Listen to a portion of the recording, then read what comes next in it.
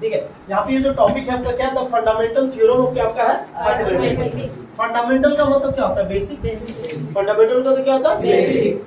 किसका theorem, arithmetic. किसका, arithmetic का मतलब क्या होता है, अंक गणित। क्या होता है, अंक गणित होता है। अब इंग्लिश में नहीं समझ में आएगा कि अर्थमेटिक होता क्या है, लेकिन अब हिंदी लिखोगे तो समझ में आया होगा। क्या चीज, अंक का मतलब क्या है, नंबर। क्या चीज, नंबर। तो यहाँ पे गणित का मतलब क्या होता है, मैथ है ना। तो मैथ्स में तो नंबर ही ना होता है आगे।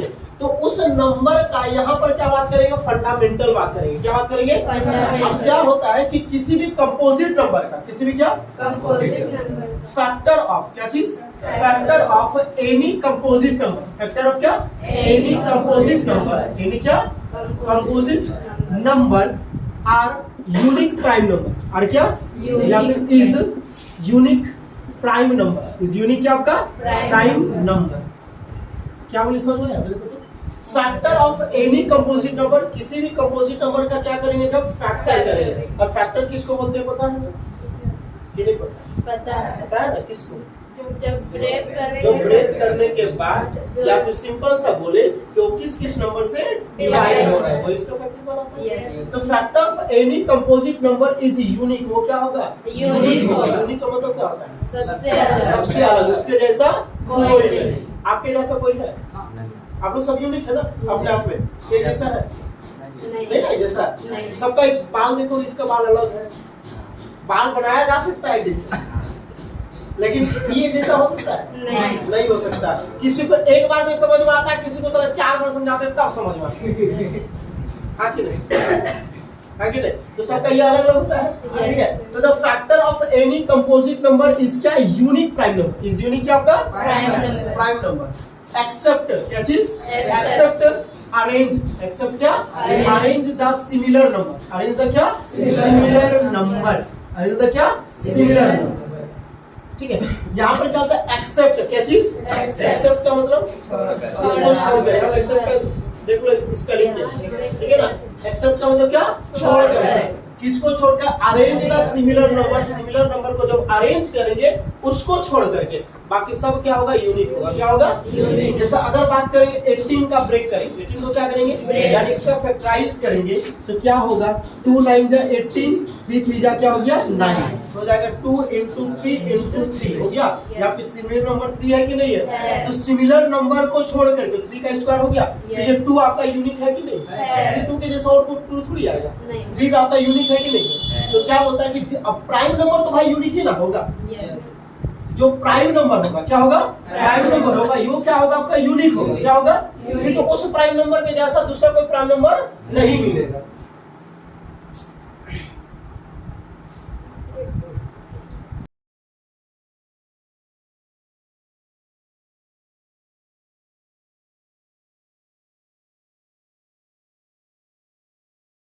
फंडामेंटल थ्योरम क्या है, अर्थमेटिक। तो अर्थमेटिक का मतलब क्या हो गया, नंबर ऑफ मैथ।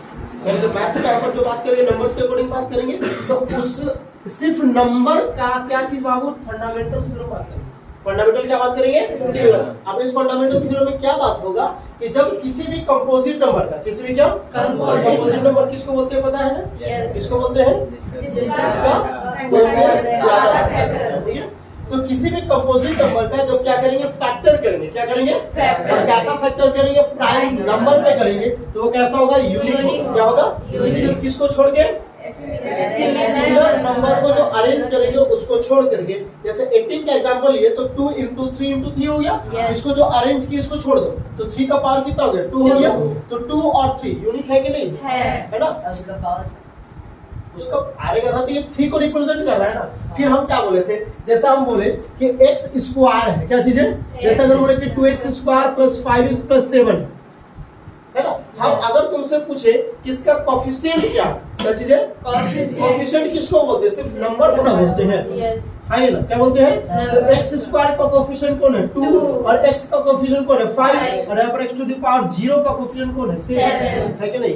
अब तो बोलेंगे सर 2 का है, तो 2 जो है वो क्या कर रहा है, इंडिकेट कर रहा है, किसको इंडिकेट कर रहा है, x को, कि भाई x कितने टाइम से 2 टाइम्स मल्टीप्लाई हो, उसको ना इंडिकेट कर रहा है। वो नंबर नहीं है, वो नंबर नहीं, वो x को क्या कर रहा है, इंडिकेट कर रहा है कि आप इतने टाइम्स मल्टीप्लाइड हुए। समझ में आया कि नहीं आया। क्लियर होगा? हाँ ये ना। अब देखो इसका डिस्कवर किसने किया था? कार्ल फ्रेडरिक गॉस ने किया था। किसने किया था? Karl Frederick Gauss. और इनको क्या बोला जाता है? Prince of mathematics. Prince of क्या? मैथमेटिक्स। यहाँ तक क्लियर होगा? चलो अब एग्जांपल 1 आ जाते हैं इसी के अकॉर्डिंग, ठीक है? हाँ ये ना। चलो एग्जांपल 1 देखो, ठीक है? अब यहाँ पे क्वेश्चन लिख रहे हैं ना इसको। सर ये कौन सा चैप्टर? चलो यहाँ पे क्वेश्चन समझो गए जीरो ए से पढ़ो इधर इससे बोलते किताब तक पढ़ो। चलो देखो क्वेश्चन को बड़ा बढ़िया से समझ रखिए कि क्वेश्चन तुमको हो सके एक बार में समझ में नहीं आए तो क्वेश्चन को बढ़िया से वॉच करो। क्या बोलता है? कंसीडर। क्या चीज? Consider the number 4 to the power n। 4 to the power क्या? n। क्या बोलता है कि 4 टू द पावर n को क्या करो? कंसीडर करो। क्या करो? कंसीडर का मतलब बढ़िया से इसको क्या करो? वॉच करो, बढ़िया से देखो। तो खाली देखना नहीं है, ठीक है? देखने के बाद इसको सॉल्व भी करना है, नहीं तो पता चला सर देखना है ना, देख ले चलो। Where n is a natural number. n कैसा नंबर है?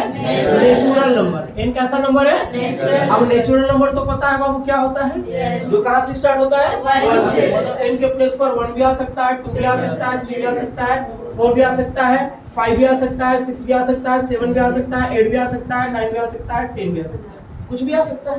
इनफाइनाइट तो कुछ भी नंबर आ सकता है। अब आगे क्वेश्चन में क्या होता है? Check whether. क्या चीज? चेक वेदर कि तुम्हारा आंख सही है कि नहीं है। क्या को पहले तो देखने बोला था, अब क्या करने बोल रहा है? चेक करने बोल रहा है कि तुम्हारा आंख वहां तक जो देखा वो सही देखा कि नहीं देखा।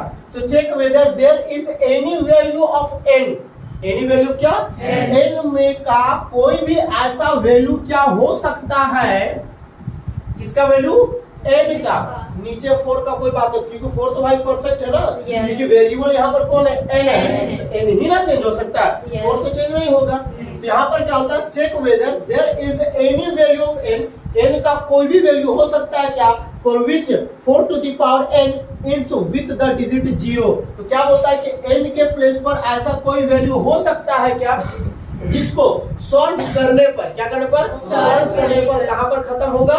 0 पे खत्म होगा। कहां पे खत्म होगा? 0। समझने के लिए समझेगा तो 10 टू द पावर 2 है, तो 10 टू द पावर 2 है, दैट मींस 10 into 10 कितना आ गया? 100 आ गया। तो लास्ट में 0 इंड हुआ कि नहीं हुआ? तो यहाँ पर n के प्लेस पर कितना है? 2 है। कितना है? 2। अगर बात करें 10 टू द पावर 5 तो 10 into 10 into 10 into 10 into 10 हो जाएगा। तो कितना आ जाएगा? 5 0 आ जाएगा कि नहीं आ जाएगा?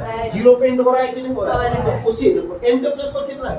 5। तो उसी तरीके से यहाँ पर बोल रहा है कि क्या n पर ऐसा कोई वैल्यू होगा कि 4 का पावर को सॉल्व जब करेंगे तो वो लास्ट में 0 होगा। लास्ट में क्या होगा? 0। अब हमको पता है तेरा दिमाग का जब 4 टू द पावर 10, अभी दिमाग कैसा लगा रहा होगा बता रहे। 4 to the power 10 that means हो गया 40। सर 0 पे कर रहा है, क्या सही बोले? यही कर रहा होगा।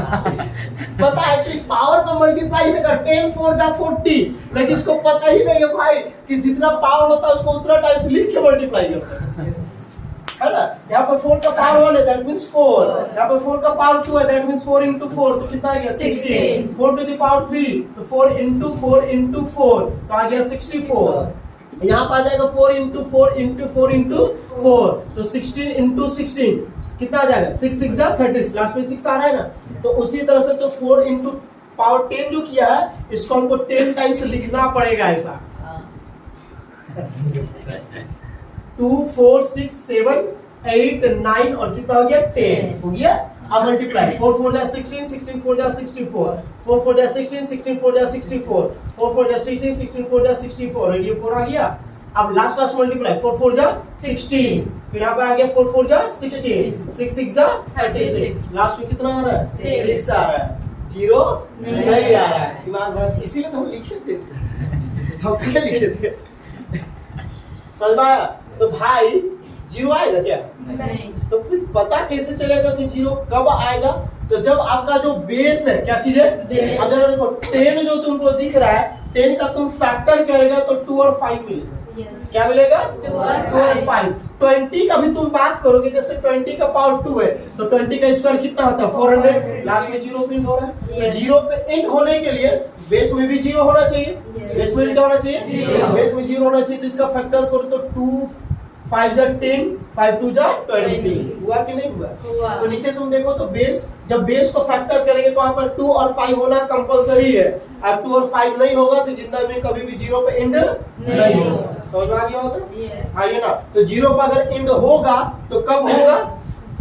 जब बेस का फैक्टर में क्या क्या आना चाहिए? 2 और 5। 0 नहीं, 2 और क्या 5 आना चाहिए। आइए ना, Yes. समझ में आ गया होगा क्वेश्चन? समझ में आ गया कि नहीं? आ गया ना?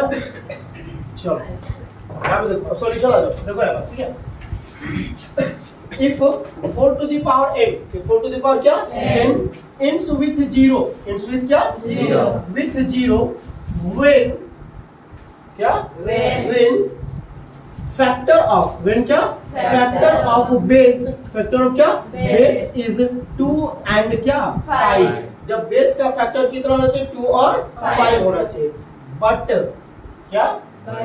फैक्टर ऑफ क्या चीज? फैक्टर ऑफ 4, फैक्टर ऑफ क्या? 4 इज ओनली 2 into 2। सिर्फ क्या है? 2 into 2 है। तो क्या एंड 0 पर करेगा? नहीं करेगा। Therefore no any value, no क्या? Any value lie, या फिर no therefore no any value of क्या? n, no any value of क्या? n ends with क्या चीज? ends with 4 to the power n is क्या? 0। यहाँ तक समझ में आया कि नहीं आया? क्या लिखे पर नॉर्मल लैंग्वेज में, बुक के जैसे तो लेंदी पेन से बड़ा कागज नहीं लिखा है, आराम से देखो। If 4 to the power n ends with 0, अगर 4 का पावर n जो है वो 0 पे एंड होगा, कब होगा? when फैक्टर ऑफ बेस, जब बेस का क्या होगा? फैक्टर होगा। कब? 2 और 5 होगा तब। आइए ना, बट लेकिन फैक्टर ऑफ 4, फैक्टर ऑफ क्या? 4 इज ओनली 2 into 2, क्योंकि यहाँ पर 4 का फैक्टर सिर्फ क्या? 2 into 2 है, 5 नहीं है। तो therefore no any value of n, n का कोई वैल्यू नहीं होगा जो कि एंड कहाँ पर करेगा? 0 पर करेगा। समझ में आ गया होगा? क्लियर है? चलो क्या क्वेश्चन में क्या देखो, तो बहुत आसान क्वेश्चन है। फाइंड द क्या बोला? एलसीएम एंड एचसीएफ, ये हम बता चुके हैं ना? Find the LCM and HCF of 6 and 20 by the prime factorization method. Division method बात नहीं किया, क्या बात किया है? Prime factorization. चलो पहले 6 का फैक्टर करेंगे, यहाँ पर क्या बात करेंगे? प्राइम फैक्टर ऑफ क्या? 6। तो 2 into क्या आ जाएगा? 3 1 1 लिखना, क्योंकि 1 प्राइम नंबर नहीं है, ठीक है ना? प्राइम फैक्टर ऑफ क्या चीज? 20। क्या चीज है? तो 2 2 जा 4, 4 5 जा 20। एचसीएफ इसका फाइंड करना है ना? तो एचसीएफ तो कुछ नहीं, जो कॉमन आएगा वो हो जाएगा। हाँ ये ना, क्लियर होगा?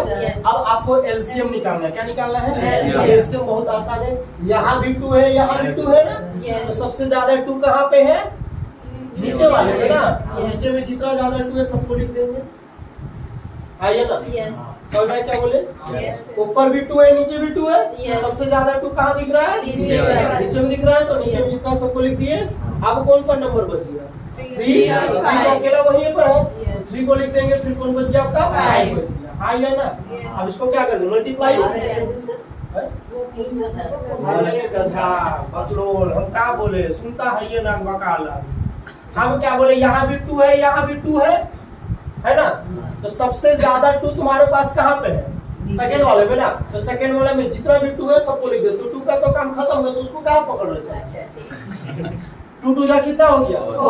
4 3 जा 12, 12 5 जा कितना हो गया? 16। समझ में आ गया होगा?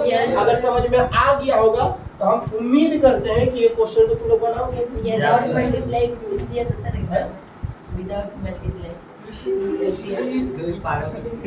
सर छोड़िए ना इसको सर। चलो 5 को ब्रेक किए तो कितना आ गया? 5 into 5 into 5 आया होगा, है ना? 120 को ब्रेक किए तो 2 into 2 into 60 30, 2 into 3 into 5, समझा? 140 को ब्रेक किए होंगे 2 into 2 into 5 into 7, है ना? तो ये आपका है। अगर सबसे पहला हम एचसीएफ का बात करें, क्या बात करें? एलसीएम निकालोगे। चलो एलसीएम ही निकाल लेते हैं। यहाँ आपका 2 है क्या? यहाँ पे 2 है ना? कितना है? यहाँ पे कितना है? तो सबसे ज्यादा यहाँ पर आपका है ना? है कि नहीं? फिर इसका 3 सिर्फ यहाँ पे है ना, है कि नहीं? फिर आपका 5, यहाँ पे 3 है, यहाँ पे 1 है, यहाँ पर 1 है, तो सबसे ज्यादा यहाँ पे है कि नहीं है? है ना? फिर कौन सा नंबर बच रहा आपका? 7 मल्टीप्लाई कर देंगे। आइए ना, 2 2 जा 4, 4 2 जा 8, 8 3 जा 24, 24 इंटू 5 5 जा कितना हो गया? 25, 25 5 जा कितना हो गया? 125 इंटू कितना हो गया? 7। अच्छा मल्टीप्लाई कितनी कर रहे हैं? ये नंबर कैसे आ रहा है? 125 इंटू कितना हो गया? 24 हुआ, 4 5 जा 20, 10 और कितना हो गया? 5, 2 5 जा 10, 5 2 हो गया, 0 0 10 और ये 3 हो गया ना। फिर किससे मल्टीप्लाई कर दे? 7 से कर दे, 7 3 जा कितना हो जाएगा? 21,000 हो गया। हाँ ये ना, सही है ना? क्लियर है? किधर कोई सही है? पूरा मल्टीप्लाई HCF आ जाओ, क्या आ जाओ? ऐसे देखो तो यहाँ पर 5, यहाँ पे 5, यहाँ पे 5, तीनों 5 है कि नहीं है? है ना 5? और कुछ आ रहा है क्या? और कुछ नहीं, तो इससे कितना हो गया? 5 हो गया। समझ में आ गया होगा? क्लियर है? कॉपी हो गया बेटा? दे आयुष, यहाँ पर क्या बोला? ओए हीरो इधर 96 और 404 का बात किया है, तो 96 का प्राइम फैक्टर करो और फिर किसका करो? 404 का करो, ठीक है ना? तो 96 का ब्रेक करोगे तो क्या आएगा?